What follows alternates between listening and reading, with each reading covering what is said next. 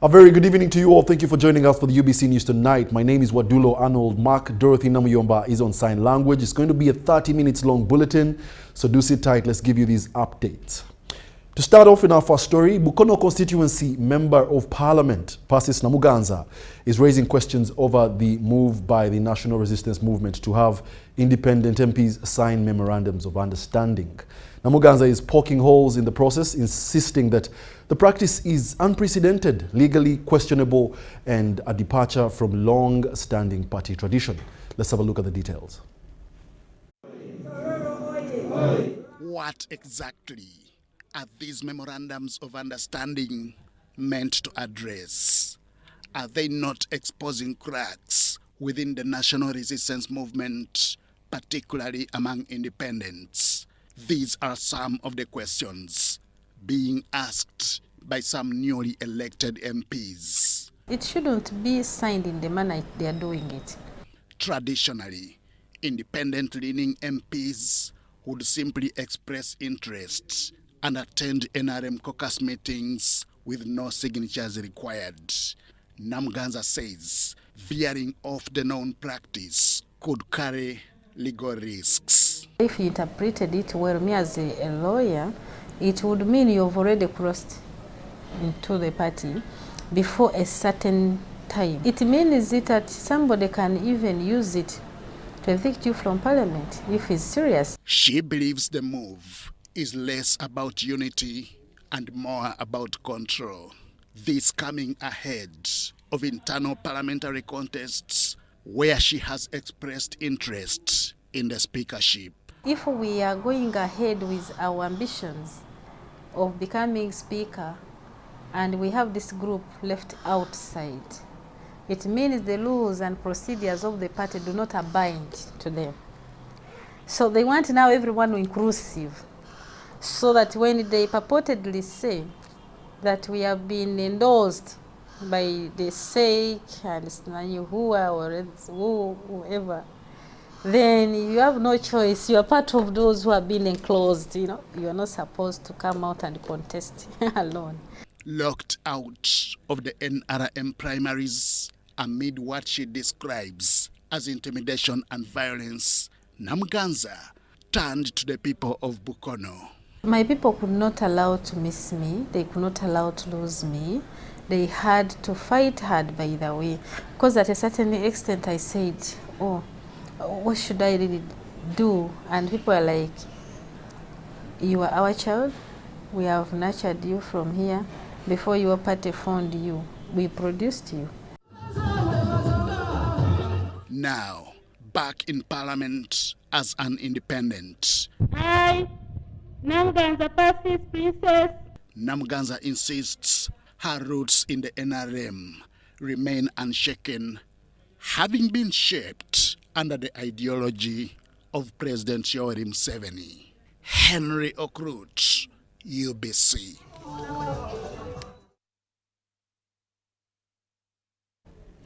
And in more UBC News tonight, Uganda's High Commissioner to Australia, Dorothy Samali, says that the country is stepping onto the global stage with a renewed coffee strategy aimed at boosting value addition and attracting investment. And as we hear in the following story, the country is shifting from raw exports to branding, processing, and positioning Ugandan coffee as a competitive global product. Bantu Machawe Semambo has a report. At the Melbourne International Coffee Expo 2026, Uganda is not just showcasing its coffee, but repositioning itself as a competitive origin for investment, branding, and specialty processing. Despite being one of the world's top coffee producers, much of Uganda's coffee has historically been exported as raw beans, with profits captured abroad. Uganda's High Commissioner to Australia says the country is now actively courting investors to support local roasting and value addition. One of our strategic objectives here in Australia is to see that we penetrate the markets of Australia. As a team from Uganda is to lobby investors. We want to make sure that we use this opportunity, network, interact. Just as you have seen, there are many people here, different interests, But we want to identify some potential investors, lobby them to go and invest in Uganda. I am very happy that the government has now supported us. We are now in a position to participate in full swing. That's why we are here. Officials say this shift could help Uganda reclaim billions in lost revenue while strengthening its global brand. Kati bwe tubaleeta ffe ng'aba Uganda High Commission baba bazze kusuubula mmwanyi naye n'olugendo olwo lwongera amaanyi oba ku nsawo yaffe kubanga baba bazze kulambula ate ne balyoka bakola business. With global demand shifting toward traceable origin-based coffee, Uganda is positioning itself not just as a supplier, but as a brand. This helps us to expose our coffee not only in Australia, but also in Australasia, because we've got other countries from within Asia and also New Zealand who are here to come and check out different types of coffee. And I'm really happy that our coffee is very good, very tasty, and we have very different variety. I believe this is going to expose Uganda, Ugandan coffee. I'm Bantu Machabe Semambo in Australia. Thank you, Bantu Machabe Semambo. Uganda has also been urged to invest more in the teaching of the French language, especially under the new curriculum. Stakeholders in French language education are calling for increased funding towards teacher training, noting that this will strengthen the implementation of French studies across schools in the country. More details in this report. The appeal was made during celebrations to mark the International Francophonie Day held at Makerere University. So we've had trainings of the new curriculum, and so far 2 years down the road, Senior 4 has been understood in terms of assessment. Currently, we have a hurdle called Senior 6. We are sitting learners for the first time this year, and we feel that more trainings are needed in terms of assessing the learners that we have across the country. The French ambassador to Uganda highlighted the strong diplomatic ties between Uganda and France, emphasizing the importance of promoting the French language as a bridge for cultural exchange and international cooperation. So speaking French really opens the doors in terms of job creation, job opportunities, and also how to build the dialogue. And you know, when you come to dialogue, this is a way, in fact, to create some paths, to create some discussion, positive discussion, and to be able to understand each other. So then to contribute to prosperity, to contribute to peace as well.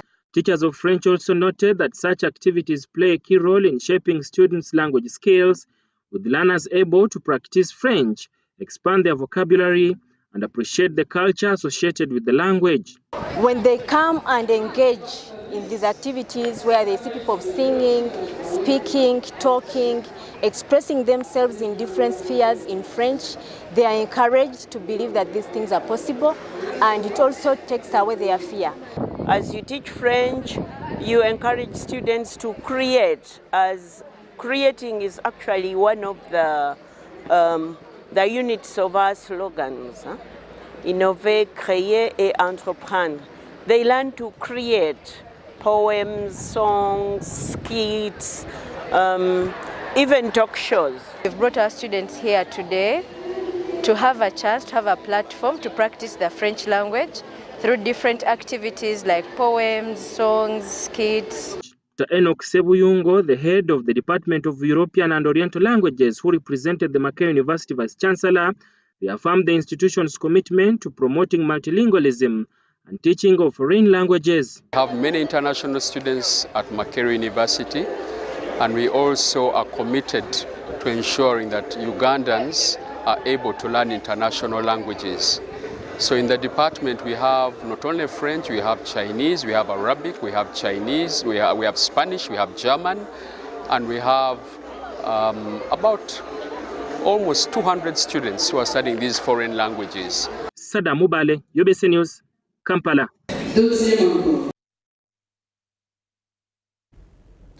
Environmental activism is often seen in marches and cleanup campaigns, but one Ugandan activist is redefining the approach. Geoffrey Ayeni has taken his message beyond walking for the environment, this time standing still for 24 hours to amplify awareness on climate protection. It is a bold and symbolic shift he hopes will capture global attention even as he continues to push for recognition from the United Nations. Let's have a look. For years, Geoffrey Ayeni has walked step by step, championing environmental protection across Uganda.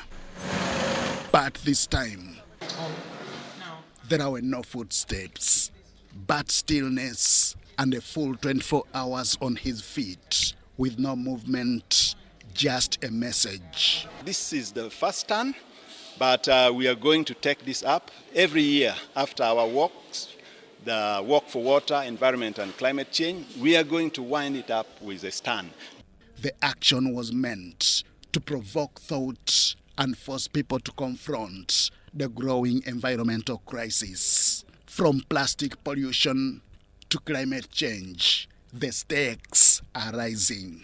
We want to appeal to our government to intervene by starting up projects that uplift our people from poverty, water issues, and we want water to be extended in the entire Karamoja sub-region. Ayeni has been pitching this idea to the global stage, seeking recognition and support from the United Nations. So far, the idea has yet to gain traction. This time I decided to do it alone because I was not sure about my colleague. Now that I've tested, next year I'm going to convince them to come and stand with me. Authorities at the Ministry of Water and Environment say such activism complements ongoing national efforts to protect natural resources. I'm pleased to note that this intentional approach has yielded significant progress.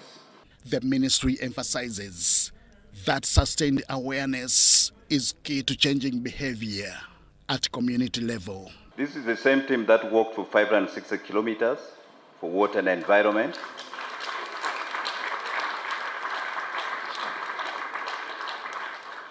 And I really would like to say thank you for the resilience. As the hours ticked by, Ayeni remained unmoved, physically still but symbolically loud. This is a clear reminder that sometimes the strongest message is not in movement but in endurance. Henry Okrut, UBC. Partnership with The Archbishop of the Church of Uganda, Stephen Kazimba Mugalu, has commended Power Bank Uganda for its commitment to community support. This follows the bank's donation of 5 motorcycles to the Church of Uganda Directorate of Education during the diocesan Thanksgiving service at Mengo Senior Secondary School. Power Bank Uganda has donated 5 motorcycles to the Church of Uganda's Directorate of Education, intended for school inspectors in dioceses including Madi, West Nile, Lango, among others. These motorcycles are a gift from Power Bank to facilitate the supervisors and also inspectors of our schools for service delivery. We pray that we bless Power Bank and bless these dioceses that are going to get the motorcycles. School inspectors play a pivotal role in maintaining education quality and teaching standards. Archbishop Kazimba Mugalu notes that such initiatives strengthen the church's work, while Power Bank says such partnerships are one way to make an impact in society. The intention of the bank is to make sure that wherever we partner with other institutions, including the church and others, that the service or the support we give ensures sustainability. It's not a one-off that will come and go away. So our presence shall be felt in education, shall be felt in environment, shall be felt with the religious institutions, but most importantly, make sure that we drive prosperity for Ugandans. The Church of Uganda oversees over 7,000 schools across its 39 dioceses. Focusing on inspection is a key part of its strategic plan in the education sector. You cannot expect from where you are not inspecting. So every diocese, as per the Church of Uganda resolutions of the Provincial Assembly, is expected to have an inspectorate unit. And because of that, as a church, we have been able to get partners, and in this case I'm talking about Pearl Bank, that has made a contribution to get motorcycles. And we are beginning with 5 dioceses, and this program is going to be rolling out and cascading to all other dioceses. And we want to make sure that we equip our inspectors at the diocesan level. For places such as Lango, Madi and West Nile benefiting from this, such partnerships are critical as they enhance school monitoring and improve education service delivery. Reporting for UBC, Pauline Onwed, here at Main Oasis. Thank you very much, Pauline. Local governments across the country have been urged to move beyond administrative duties and take an active role in wealth creation and socio-economic transformation. This call came during a local economic development strategic planning meeting held in Kampala, where officials were encouraged to involve their communities in meaningful development. Philip Aguta reports. Would like to promote affordable and inclusive financial access. Development economist and consultant Paul Wabigra says local governments can achieve this by promoting financial inclusion for ordinary people and investing in human capital. LED can help local governments to translate programs that were formerly looked at as being national to be local. It helps local governments to rally the people on the ground to appreciate development and to know that development starts with them. It is deliberate. He also highlighted key strategies including infrastructure development, fostering partnerships and private sector growth as crucial ways to engage citizens and boost local economies. Now, when we do skilling, we are contributing towards human capital. We shall bring more people, more youths now, with the skills to contribute towards production. And when it comes to leveraging already existing infrastructure, some of this infrastructure is underutilized. After skilling people during the day, in the evening and in the night, they are idle. Why don't we do shifting? We have, during the day, we skill people. In the evening, these very youths utilize these skilling centers for production. The Commissioner for Local Economic Development in the Ministry of Local Government acknowledged some challenges such as districts being restricted from spending revenues at source. However, he emphasized that robust revenue mobilization could help overcome these hurdles. The purpose of empowering local governments to become an engine of business is to ensure that they increase the base for taxation. Once they mobilize their own revenue, it becomes easy to advocate for return of the same for purposes of development. The challenge we've been having is poor resource revenue mobilization. And this is normally because of the mindset of thinking that they only should depend on grants. Former Vice President Speciosa Wandera Kaziwe encouraged the local authorities to prioritize planning based on the actual needs of the people rather than imposing preset agendas. County come up with a citizens forum where the local leaders sit with all the other private sector players, religious, cultural, business, and they come to co-chair like we've been doing. Those people, I was telling them about co-chairing. I'm glad it came from you. We are co-chairing his government and now community, and he's a donor. But we are equal because we want the same results. With the right strategies and community involvement, local governments are poised to become drivers of wealth creation and social transformation rather than just administrative bodies. Philip Aguta for UBC News in Kampala.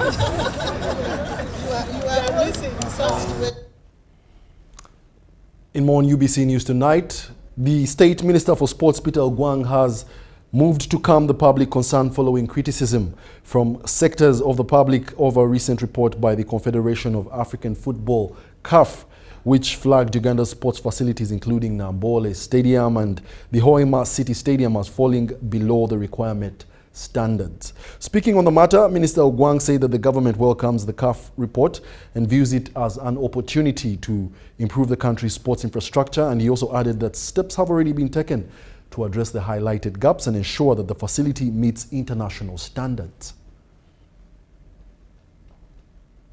The report was not issued this week. That report was issued, I think, 2 weeks, a fortnight ago, and it was issued after, as the government of the Republic of Uganda, we requested CAF to come and certify, look at the works which had been done in that stadium.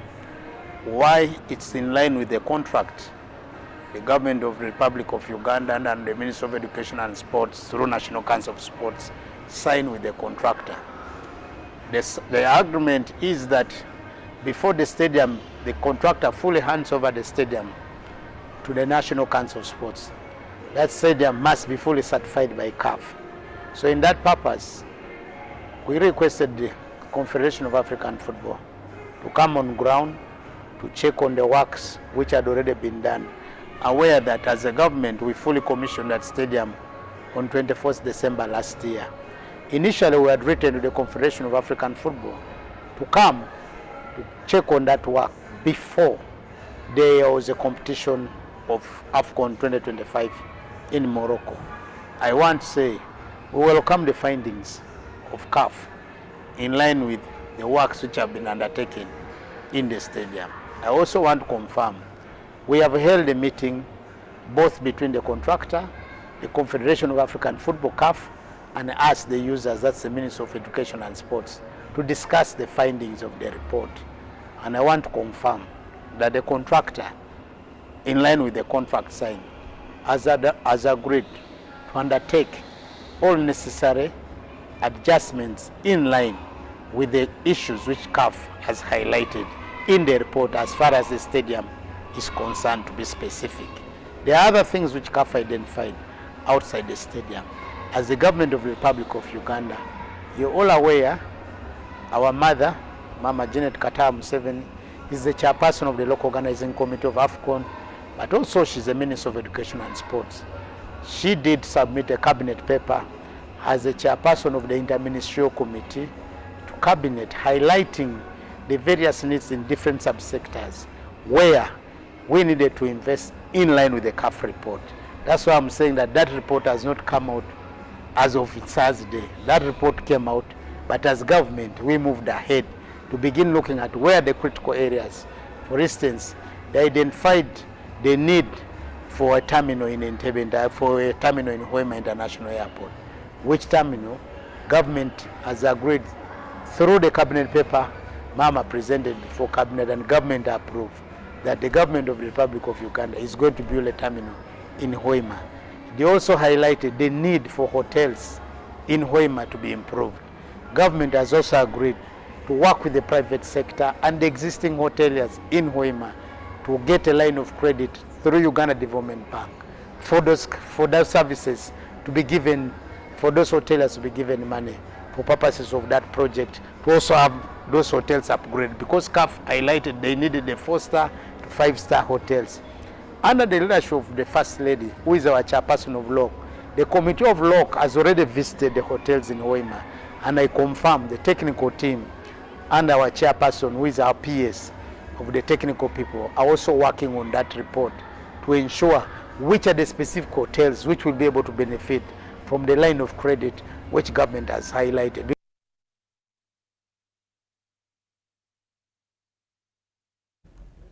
And with that, let's take a short commercial break, and when we return, we'll be back with more UBC News Tonight. automated technology and advanced safety systems to ensure.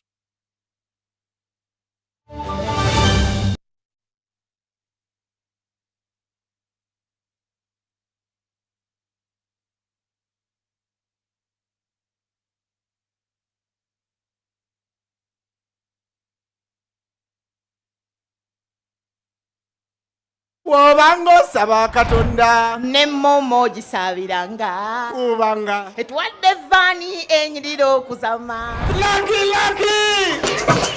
Hey! Lucky, lucky! Lucky, lucky!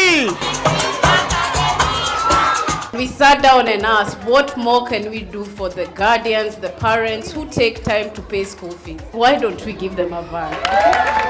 So I officially hand over the keys to this school van to Lucky Kids Academy. We are grateful for everything that you've done for Mama. We are just lucky, wallahi. We thank you so much for this hand that you've given us. You've stretched towards Lucky Kids and the rest of the schools. There you go, Lucky Kids Academy here in Puyogere, winning the first van.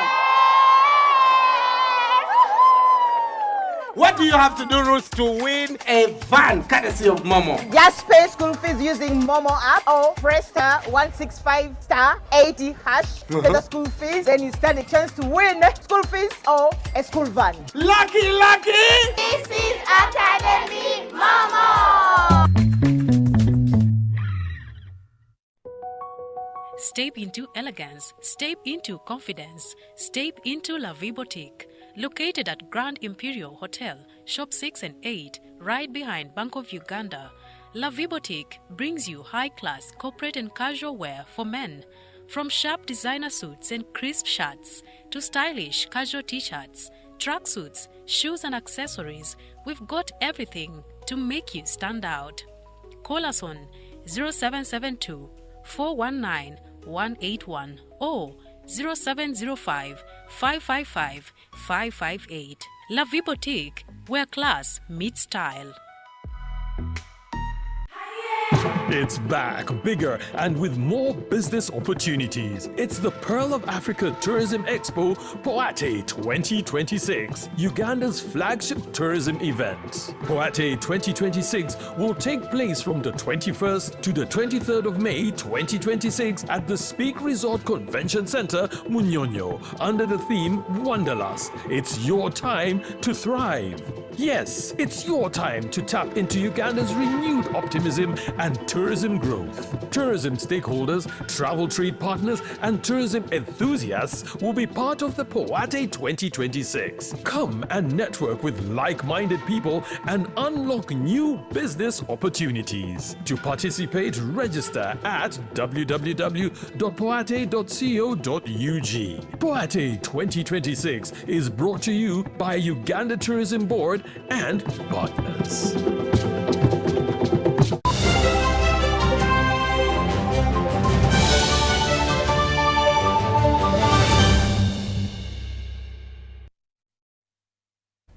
Welcome back. You're still watching the UBC News Tonight, broadcasting live from Nile Avenue.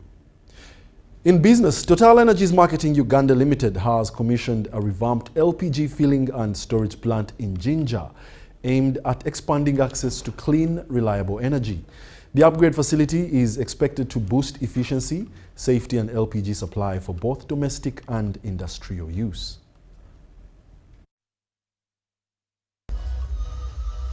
The plant uses fully automated technology and advanced safety systems to ensure accurate filling, prevention of leakages, and guaranteed tamper-proof sealing, giving consumers confidence in the gas they purchase. Managing Director Olufemi Babajide says the investment reflects long-term commitment to Uganda's clean energy transition. Total taking the lead in giving the country our first oil, hopefully soon. So the consistency, reliability of the company, providing clean energy solutions through all the stages of this country's growth and development must be applauded. A transformed society from the present to modern and prosperous country. Part of that agenda is to have a tenfold growth, where we'll have a tenfold growth and grow the economy to about $500 billion GDP. Executive Vice President Biova Aboku says the increased capacity supports the company's global clean cooking energy targets. With this technology, of course, we are ensuring a more efficient operations in terms of carbon footprint, but also in terms of our capacity of filling more and more cylinders. And on that, this investment is also a good demonstration of another commitment we took. Operations Manager Jesse Egesa says construction began in 2016 with full completion achieved in December 2025. In terms of storage capacity, the plant today can store up to 114 tons of bulk LPG, so before it's put into cylinders, and it has a capacity of producing up to more than 40 tons a day. So officials from the Uganda National Oil Company say the project strengthens Uganda's energy sector and promotes cleaner fuel use. So we're excited that along with Total, who are our partners in the upstream, we'll be able to provide gas produced locally in Uganda to the Ugandan public, and further enhancing our access to LPG, which, as I mentioned, is a very critical source of energy. The launch was marked by a tree planting exercise highlighting environmental conservation efforts.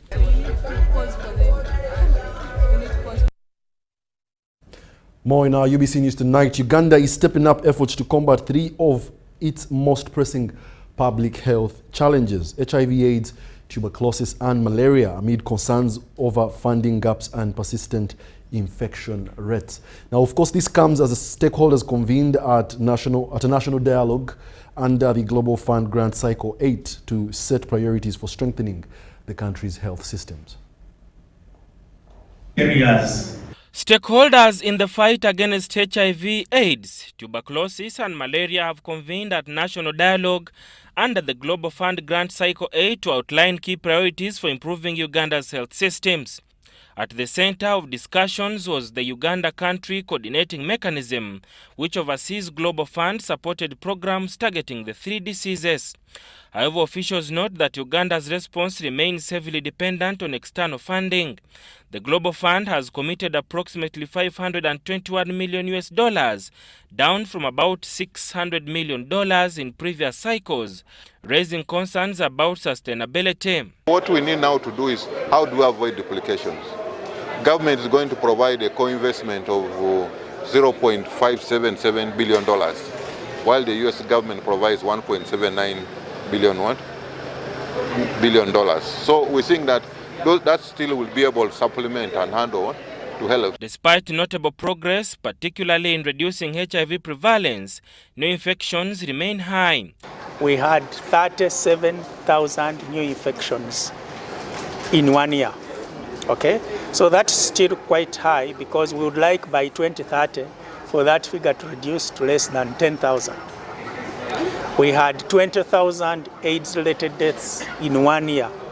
We would like that to reduce to less than 5,000 in 2030. Experts say prevention strategies such as PrEP are still limited in reach, with inadequate focus on men and boys who remain underserved. Maternal health also remains a concern, with nearly half of all women in Uganda delivering outside health facilities, contributing to high rates of mother-to-child HIV transmission. There is still a considerable number of children born to HIV. In the 2024 report, we saw that 4,700 children converted, born of HIV-positive mothers, became HIV positive. And that shouldn't happen, because we have the means to stop it. We found that a significant number of HIV-positive women were not delivering at the health facility. They are either delivering with traditional birth attendants or with a caretaker at the home level. We know the risks of not delivering in the hands of an expert, because you're giving opportunity for the virus to move from the mother to the baby, and also during lactation. On tuberculosis, Uganda continues to face a significant burden, recording an estimated 99,000 new infections annually, equivalent to about 197 cases per 100,000 people. Men account for 55% of cases, while children represent about 11%. So we have about 197 people with TB per 100,000 population. And on average, we are seeing, we expect on average about 90,000 or 99,000 new TB patients annually, every year. Health experts say expanding molecular diagnostic testing, strengthening social protection services, and increasing treatment sites for drug-resistant TB could reduce incidence by at least 6.5% in the coming years. One of the best strategies to prevent or to making sure that we end TB in this country is making sure that we diagnose many of our TB patients, put them on treatment. In that way, they will not transmit. Sada Mubale, UBC News, Kampala. Street vendors in Kampala who have been affected by the recent evictions by the Kampala Capital City Authority are being encouraged to embrace modern ways of doing business, specifically digital trading. While addressing the media in Kampala, the chairperson, International Network of Single Mothers Uganda chapter, Winfred Nasanga, said that they are willing to train women in digital skills so as to move from street vending to digital business. We have a detailed report. Since the beginning of March, Kasese has been carrying out operations to clear street vendors affecting small-scale traders, including the youth and single mothers. The cleanup, initially focused in Kampala, has now spread to 9 other cities across the country and is moving into town councils aiming to bring orderliness to public space. When people speak about single mothers, they speak about vulnerability. They speak about charity and pity. Today, the International Network for Single Mothers Uganda chapter is here to dismantle that outdated narrative. The single mothers are not a burden to the taxpayer. Instead, they are an untapped economic engine. While addressing the meeting in Kampala, the chairperson of the International Network of Single Mothers Uganda chapter, Winfred Nasanga, said they were ready to train women in digital skills so that they can transition from street vending to running online businesses. Today, I'd like us to focus on how to move our mothers from hand to mouth and take them into the space of value addition. And digital transformation is one of those things. When you look at a simple phenomenon that just recently happened of ladies being, generally the population being asked to move from the streets, the alternative is there. That was just one thing that shouldn't be looked at as the end of the world because somebody has asked you to get off the streets. Look at it as a blessing. In Luganda, there's a saying that goes that akugoba akuwe kubo. There's a new window, the digital transformation.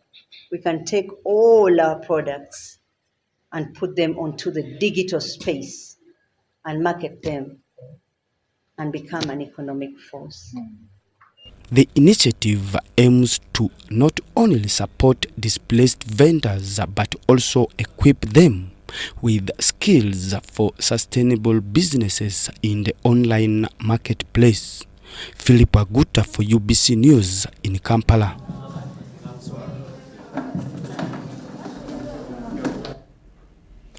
Parish development model beneficiaries in Kasese municipality are registering success stories following the government's support of 1 million shillings extended to them by the President Yoweri Kaguta Museveni. One such beneficiary is Bira Pelucci, a person with disability whose life has significantly transformed from begging on the streets to becoming self-reliant. During last year's PDM presidential tour in Kasese district, President Museveni personally visited Pelusi shortly after she had received her funds under the Parish Development Model Program. Pelusi, who has since experienced economic empowerment, says her poultry enterprise has greatly expanded, with the number of chickens steadily increasing. Despite the progress, Pelusi is appealing for additional support to further expand her poultry project. The acting principal commercial officer for Kasese municipality, Kabasongora Jane Rose, notes that a majority of PDM beneficiaries are utilizing the funds effectively and are showing positive results. People who received money to do piggery farming, they are all doing well. We have fish farmers, they are all doing well. Majority of them are in Tara ward, the fish farmers. We have poultry farmers, they are all doing well indeed. If you visit those homes, you'll see a very big difference from how they were and today. People are paying fees for their children. However, she cautions that beneficiaries who misuse the funds risk facing legal action.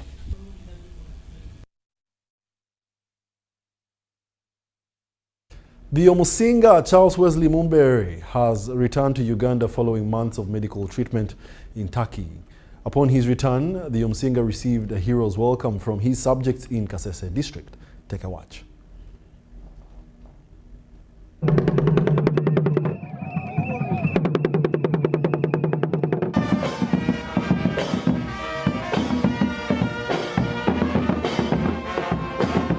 Excitement filled the air at Rwenzori Square in Kasese town as hundreds of jubilant subjects gathered to welcome back their king, the Omusinga of the Obusinga, Bwa Rwenzururu.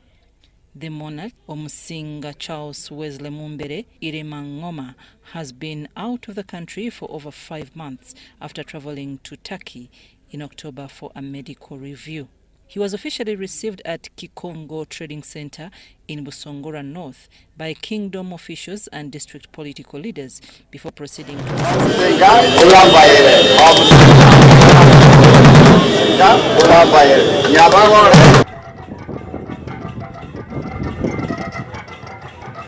Addressing his subjects, the Omusinga expressed gratitude to the government for its continued support during his illness. He also called for unity and urged his people to remain peaceful and focus on productive activities aimed at fighting poverty.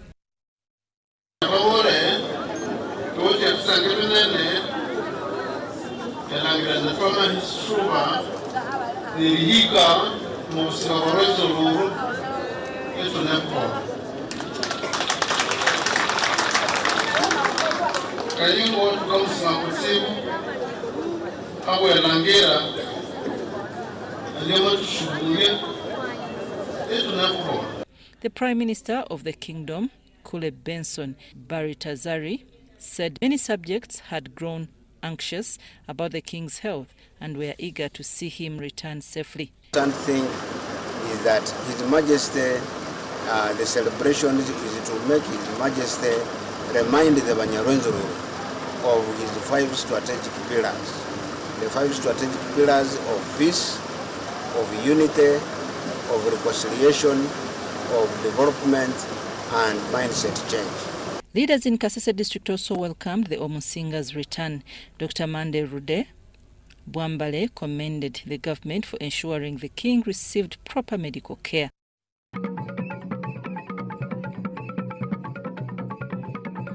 Meanwhile, the Kasese District LC4 chairperson, Erifazi Muhindi, praised the king's message of peace and reconciliation, noting it is key to fostering development in the region.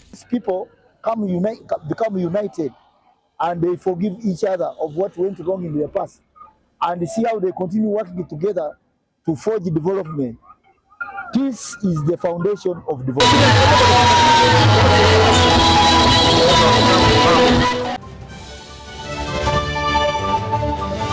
Wobango saba katonda nemmomo gisabiranga kubanga etwadde vani enyiriro kuzama Lucky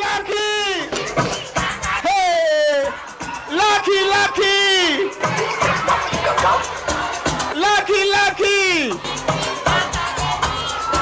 We sat down and asked, what more can we do for the guardians, the parents who take time to pay school fees? Why don't we give them a van? So I officially hand over the keys to this school van to Lucky Kids Academy.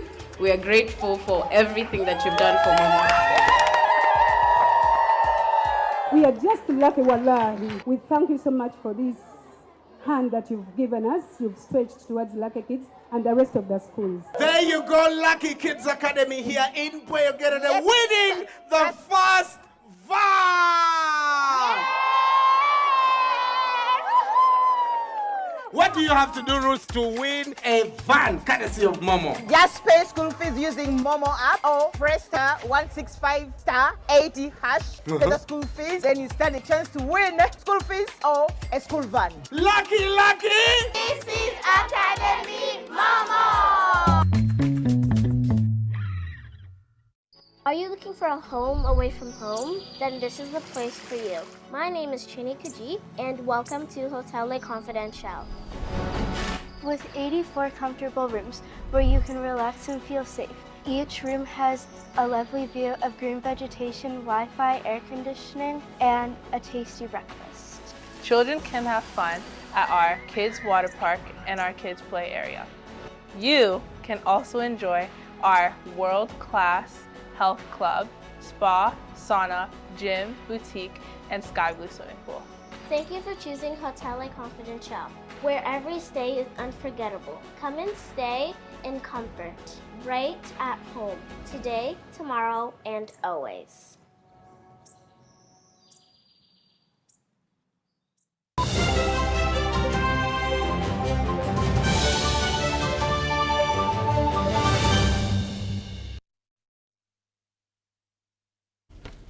Welcome back. You're still watching the UBC News Tonight. Bukedia District is recording a major breakthrough in healthcare as residents benefit from free eye health camps offering treatment and surgery. The camp, the first of its kind in the area, has already changed lives with dozens of patients regaining their sight. Day alone, 52 patients were successfully operated on, including 6 children and 46 adults, highlighting the urgent need for specialized eye care services in the region. Among the beneficiaries is an 83-year-old woman from Tororo district who had earlier on been asked to raise 2 million shillings for surgery, money she could not afford. My appreciation goes to the government of Uganda and it among the Speaker of Parliament and other organs which have joined her in this special occasion.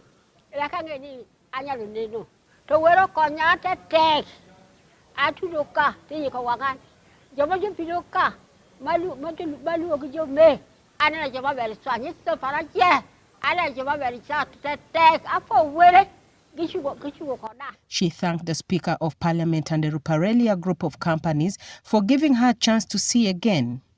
Another patient also expressed gratitude, noting that such expensive and specialized services are rarely accessible to ordinary people, especially in the rural communities. We are the ones people who are at the forefront, but now you can see if you go blind, who would help us? But Anita has helped us. I could not see this eye was just completely off, but I can see you clearly. I thank God for that. She applauded the Speaker and the Bukedia leadership for bringing services closer to the people. Bukedia County Member of Parliament-elect Bicham Okwere reaffirmed his commitment to improving access to health care. The Right Honourable Speaker, together with the Ruparelia Foundation and together with the Chairman Sudir and his family, we are prepared to make sure that we shall attend each and every one to make sure that we give them that opportunity of being checked and being treated. He pledged to continue mobilizing partners to bring more medical services to the district. The eye camp will run until March 29th, with more residents expected to benefit. For many in Bukedia, this initiative is restoring not just sight, but hope. Jamilo Luka, UBC TV, Bukedia District.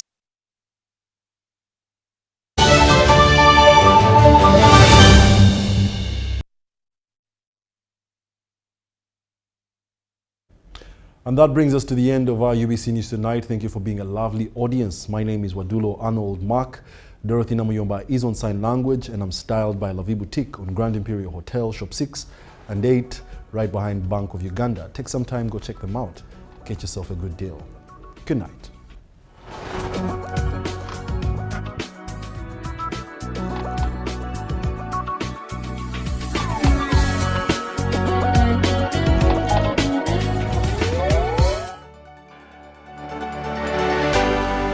UBC, inspiring Uganda. Exercise can't be sustained. Eating can't be stopped. It's even harder to lose weight